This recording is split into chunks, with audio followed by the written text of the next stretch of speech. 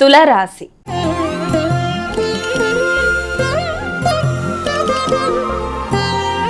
ఇక తులారాశి వారికి ఈరోజు ఏ విధంగా ఉంది? తులారాశి వాళ్ళకి ఆర్థిక సంబంధమైన విషయాలు చాలా వరకు అనుకూలంగా ఉంటాయి. రావాల్సిన ధనం సమయానికి అందుతుంది. వృత్తిపరమైన విషయాల్లో, ఆర్థిక విషయాల్లో ఆధ్యాత్మిక వ్యక్తుల యొక్క సహకారంతో రావాల్సిన ధనంతో పాటుగా ఆశీస్సులను కూడా అందుకుంటూ ముందుకు వెళ్ళడానికి ప్రయత్నం చేస్తారు. కానీ వచ్చిన ధనాన్ని నిర్లక్ష్యం చేయకుండా దాని మీద తగిన జాగ్రత్తలతో ముందుకు వెళ్ళి దాన్ని నిలబెట్టుకునే ప్రయత్నాలు లాంటివి ఒకటి చేయాలి.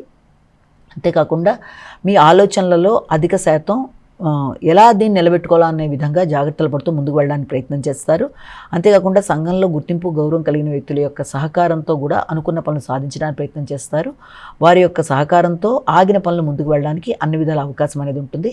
అయినప్పటికీ వారి సహకారాన్ని కోరుకునేటప్పుడు కూడా వారితో భేదాభిప్రాయాలు రాకుండా జాగ్రత్తగా వ్యవహరిస్తూ ముందుకు వెళ్ళినట్లయితే మంచి ఫలితాలు సాధిస్తారు. వృశ్చిక రాశి.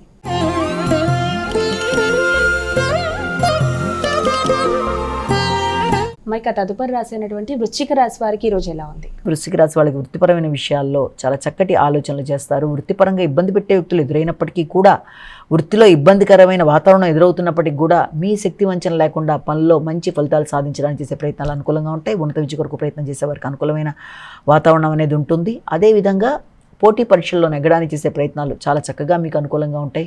వృత్తిపరంగా నూతన అవకాశాలు, స్థాన చలనాలు, మంచి వ్యక్తుల యొక్క సహకారం, వృత్తిలో అభివృద్ధి, వృత్తిలో ఎదురు చూసిన విషయాల్లో మంచి వార్త వినడానికి అవకాశాలు మొదలైన వాటికి అనుకూలమైన సమయంగా భావించవచ్చు. ధనస్సు రాశి.